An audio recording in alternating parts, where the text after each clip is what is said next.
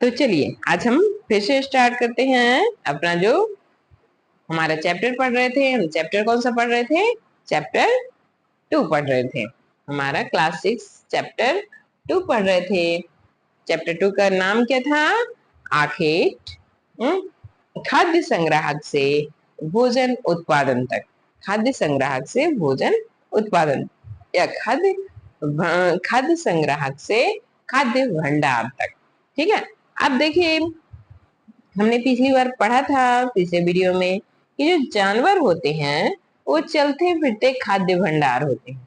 चलते फिरते खाद्य भंडार होते हैं। और जानवरों की एक विशेषता भी है कि उन्हें अगर हम पास में रखें तो उन्हें ज्यादा हम अधिक से अधिक दिनों तक संरक्षण भी करके रख सकते हैं। अगर हमको जरूरत के अनुसार उनका, जब हमारा जो प्राचीन काल था उस समय भोजन के लिए जब जानवरों का उपयोग किया जाता था, जानवरों के मांस का उपयोग किया जाता था, तो जानवरों को वो लोग क्या करते थे? अपने पास रखते थे, उन्हें खाना चारा देते थे। मतलब वो जंगलों में घूमते थे, फिरते थे, खाते थे और वो बच्चे भी देते थे। उससे उनको दूध भी मिलता था। तो ये सब जो उनको प्राप्त होता था और बच्चे देते थे, ये तो उससे उनके आगे का जनरेशन भी होता था। मतलब कि उनके पास एक सुरक्षित खाद्य भंडार रहता था। तो इसीलिए जानवरों को क्या कहा गया है? जानवर चलते फिरते खाद्य भंडार। जानवरों को क्या कहा गया है? चलते फिरते खाद्य भंडार। यहाँ देखिए हमने उनके साथ उनसे दूध भी प्राप्त होता है। जानवरों से दूध भी प्राप्त होता है जो भोजन का एक अच्छा स्रोत है, और उनसे मांस भी प्राप्त होता है। दूसरे शब्दों में पशुपालन भोजन के भंडारण का एक तरीका है। जो पशुपालन होता है वो क्या होता है?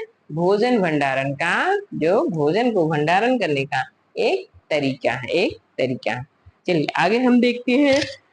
आज हम पढ़ेंगे, आओ आओ आरंभिक कृषकों और पशुपालकों के बारे में पता करें। आओ आरंभिक आरंभिक जो सबसे प्रारंभ में, जो सबसे प्रारंभिक अवस्था में जो पशुपालक थे, जो कृषक थे, उनके बारे में जानते हैं।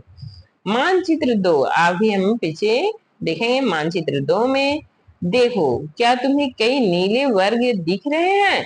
पता है उनमें से प्रत्येक बिंदु उस जगह को दर्शाता है जहां पुरातत्वविदों को शुरुआती कृषकों और पशुपालकों के होने के साक्ष्य मिले हैं। क्या कहा गया है कि जो हमारा जो पिक्चर मानचित्र 2 है। चलिए अभी हम मानचित्र 2 देखते हैं और ये हमारा मानचित्र 2 है। देखिए ये हमारा मानचित्र 2 है ना। अब हम इसे थोड़ा सा बड़ा करके देखते हैं कि यहाँ पे हमें कौन कौन से जगह मिलते हैं, जहाँ पे यहाँ पे अभी बताया गया था कि जो वर्ग के शेप में है जो जो जगह, वहां पे कृषि, प्रारंभिक कृषि के अवशेष मिले हैं। जैसे यहाँ देखिए, अब ये है बुर्जहोम। बुर्जहोम यानी कि ये कश्मीर में पड़ता है, और बुर्जहोम है यहाँ पे है मेहरगढ़। ये क्या है? मेहरगढ़ है। यहाँ पे देखिए ये दाउजली है। ये क्या है? चिरांद है। ये क्या है? यहाँ पे देखिए कोल्डीवा है या महाग्रा है, और यहाँ पे हल्लूर है, यहाँ पे पय्यमपल्ली है। ये सब जो जगह है, यहाँ पे सबसे प्रारंभिक अवस्था में जब जब भोजन संग्राहक से भोजन भंडार तक की ओर जब मानव जाति बढ़ रही थी, तो सबसे प्रारंभिक अवस्था में इन इन जगहों पे क्या हुआ था? सबसे प्रारंभिक अवस्था में कृषि उत्पादन शुरू हुआ था। इन जगहों पे क्या हुआ था? कृषि उत्पादन शुरू हुआ था।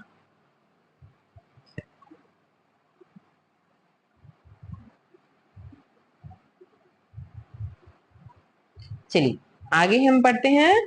ये पूरे महाद्वीप में पाए जा गए हैं। अभी हमने देखा मानचित्र, तो ये भारत के दक्षिण में भी, दक्षिण क्षेत्र में स्थित है, पूर्वी क्षेत्र में स्थित है, पश्चिमी क्षेत्र में स्थित है, और उत्तरी क्षेत्र में, यानी कि भारत के चारों ओर भारत को एक उपमहाद्वीप बोला गया है।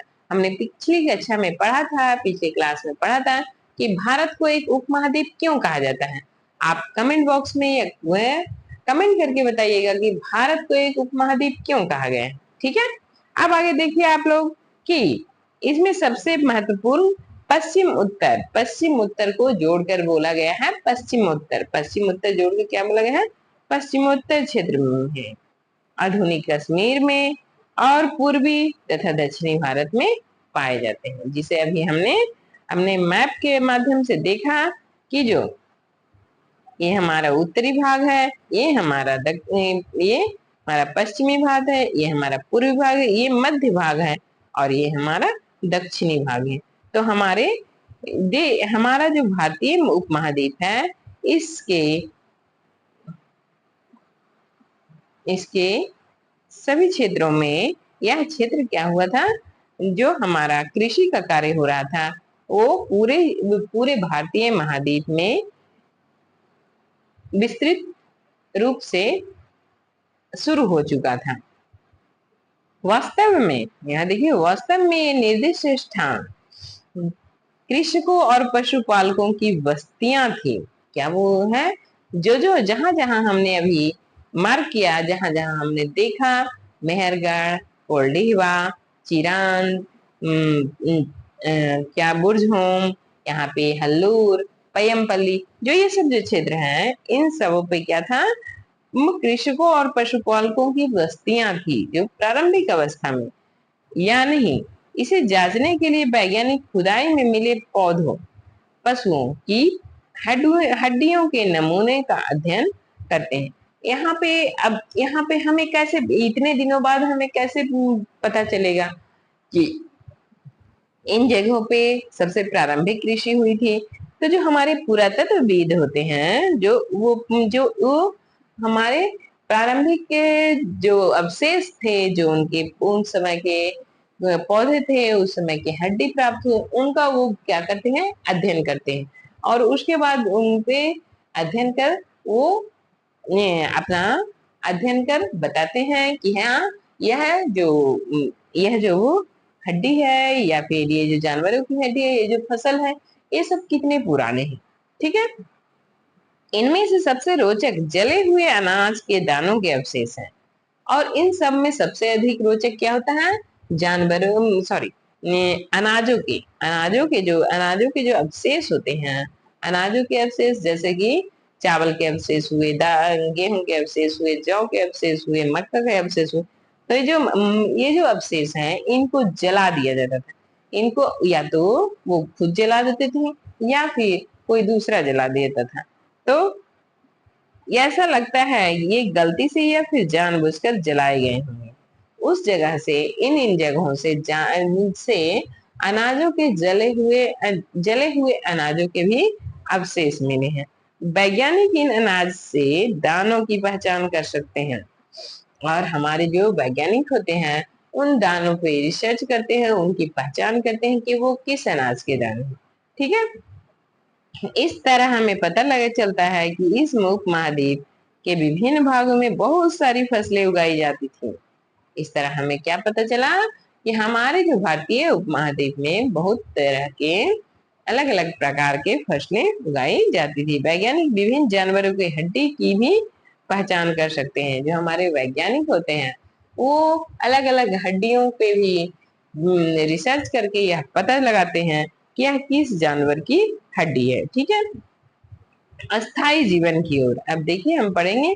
अस्थाई जीवन की ओर, अस्थाई जीवन मतलब क्या, वो घुमंतुक नहीं है, एक जगह से दूसरी जगह। वो जो हमारे आदि मानव थे, जो हमारे पूर्वज थे, वो अब एक जगह से दूसरे जगह ना जाके क्या कर रहे थे, अब वो अस्थाई जीवन की ओर बढ़ रहे थे। मतलब वो एक ही जगह पे रहना प्रारंभ कर रहे थे।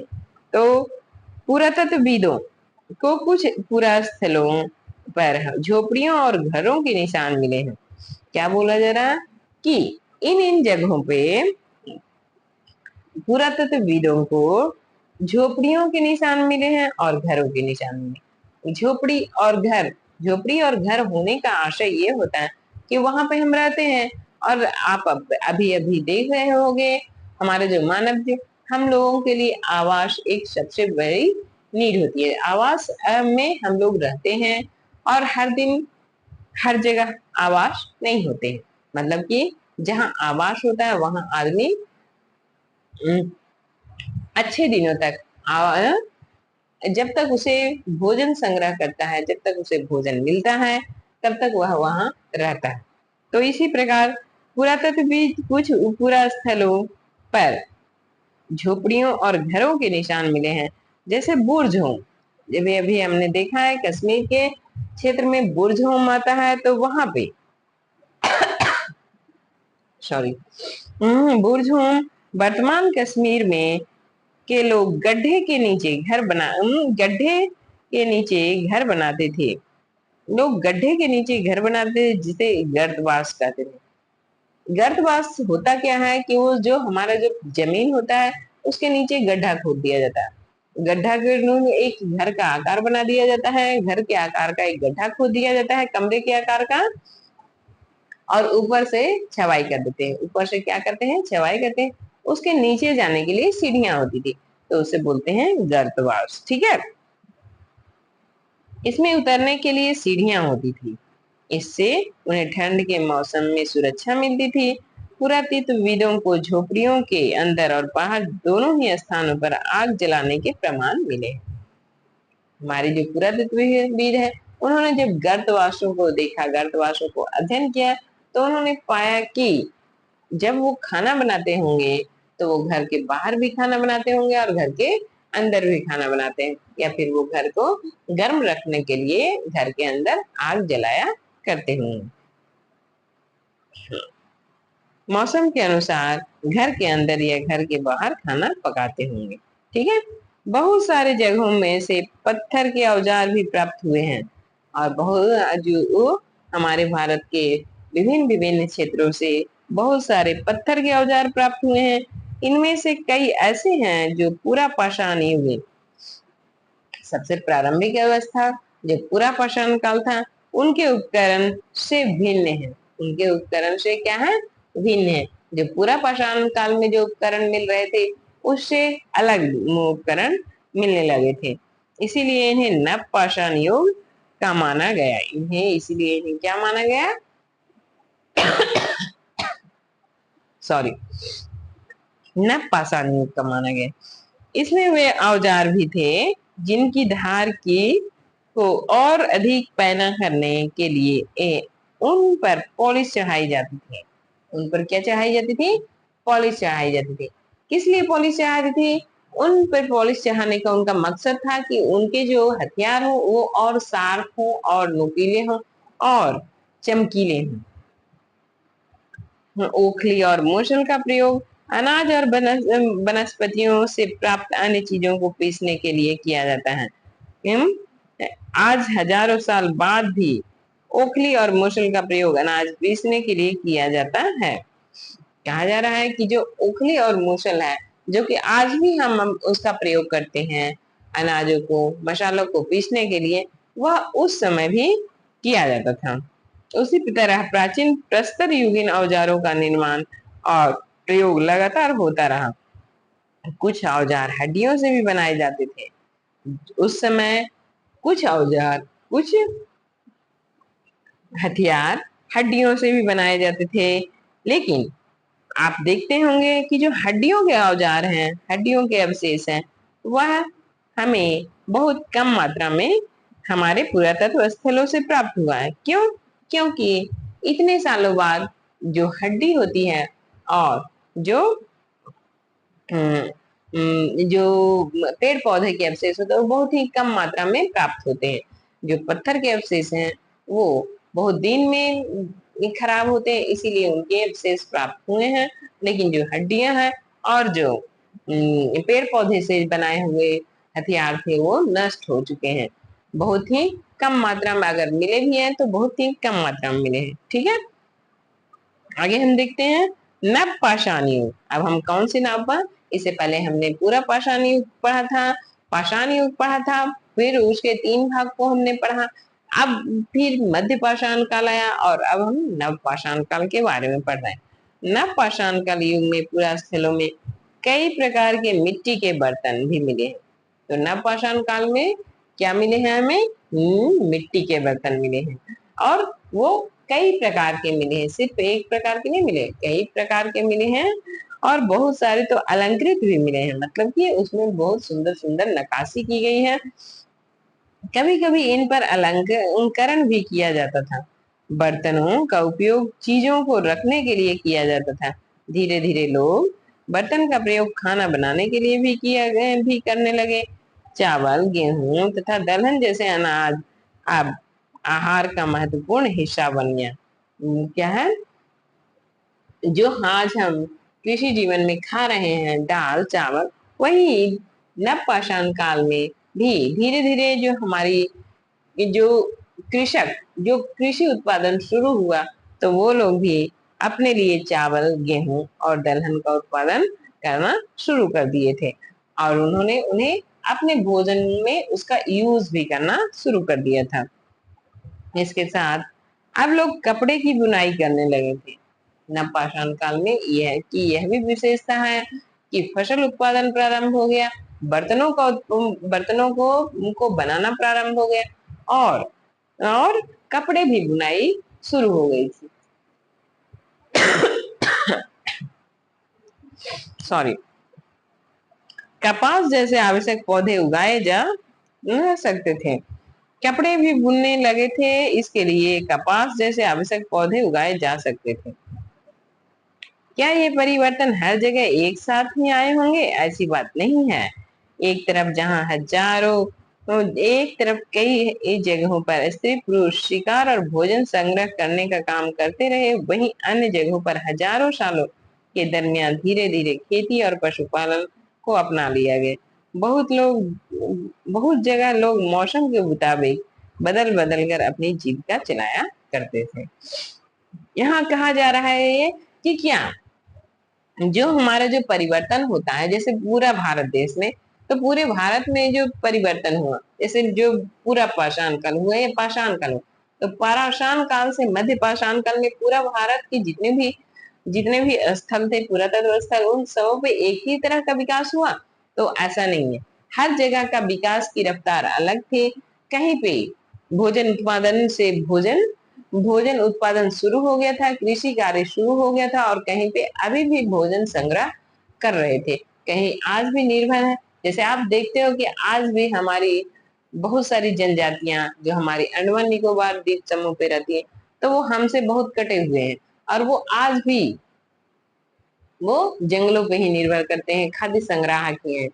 तो उसी प्रकार उस समय भी कुछ जनजातियां जो थी, कुछ जगह के जो कुछ स्थल विकास कर गए थे, वहां पे कृषि उत्पादन कार्य हो रहा था, वहां पे बर्तन बनाए जा रहे थे, अलग अलग प्रकार के बर्तन बनाए जा रहे थे, अलग अलग प्रकार के फसल का उत्पादन हो रहा था।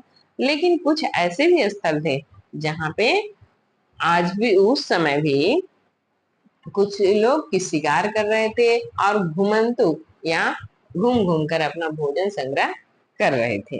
ठीक है। सूक्ष्म निरीक्षण। मेहरगढ़ में जीवन मृत्यु। मेहरगढ़ के बारे में हम सूक्ष्म निरीक्षण करेंगे कि मेहरगढ़ के बारे में यहाँ पे क्या दिया हुआ है। मानचित्र 2 पृष्ठ 12 में मेहरगढ़ ढूंढो। अभी हमने मेहरगढ़ को देखा था। मेहरगढ़ देखिए, यहाँ पे हमारा मेहरगढ़ है, ये हमारा मेहरगढ़ है। ठीक है।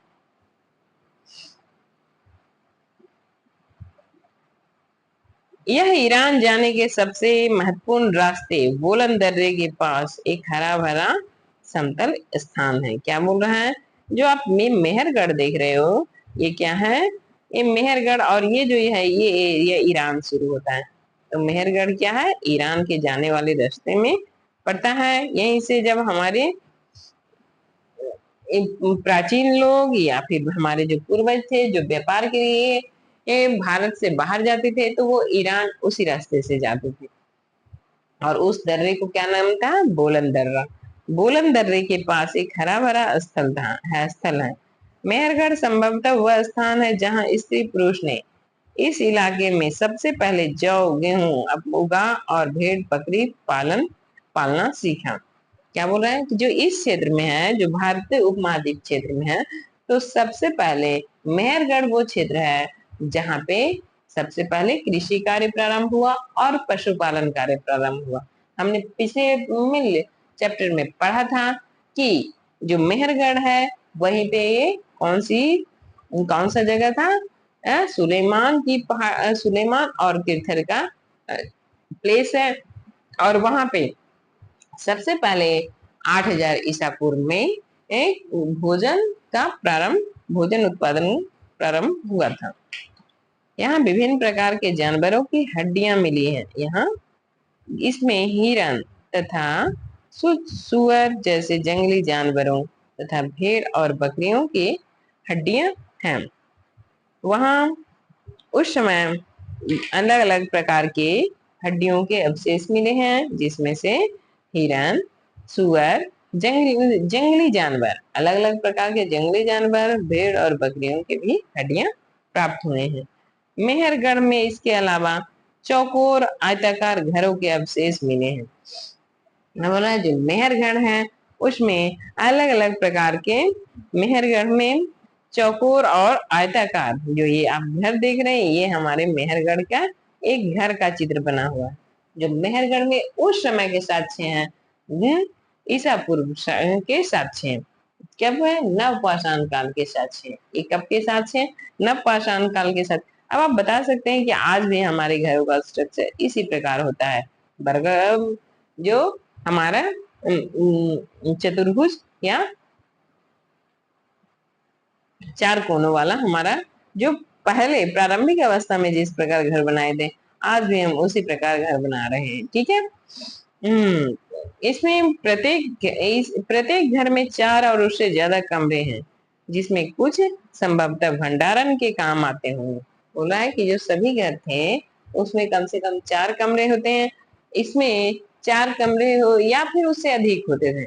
आप अभी भी गांव में जाते होंगे तो वहां पे कमरों की संख्या अधिक होती है, क्योंकि वहां पे जो भोजन होता है, जैसे धान हुआ, धान के सीजन में जब धान की मिसाई हो जाती है तो वो धान को मिसाई करके अपने एक कमरे में संग्रह करते हैं। गेहूं के सीजन में गेहूं को संग्रह करते हैं और अलग अलग फसलों को अलग अलग सीजन में उसे संग्रह करके अपने कमरों में रखा करते हैं।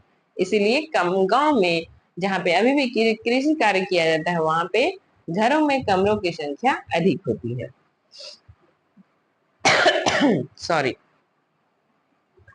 मृत्यु के बाद सामान्यतः मृतक के सगे संबंधी उसके प्रति सम्मान जताते हैं।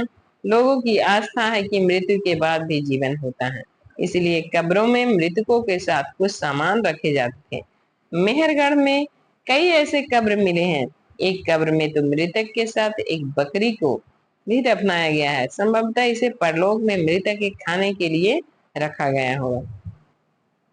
मृत्यु के बारे में सबसे पहले पुरातत्वविदों ने यह पता किया कि जब आदमी या फिर उनके सगे संबंधी की मृत्यु हो जाती थी तो उनके प्रति वो सम्मान जताने के लिए उनके वस्तुओं, उनके जो यूज किए हुए वस्तु थे उनको उनके साथ दफना दिया जाता था। जैसे ये इसमें उनकी सोच थी कि मृत्यु के बाद भी जीवन होता है, मृत्यु के बाद भी जीवन होता है और उस जीवन में जो उनके साथ दफनाई चीजें हैं वो उसका उपयोग करते हैं, वो उस वस्तुओं का क्या करते हैं, उपयोग करते हैं। इसीलिए कब्रों में मृतकों के साथ कुछ सामान भी रखे जाते थे। मेहरगढ़ में ऐसी कब्रें मिली जो अभी हमने मेहरगढ़ देखा था।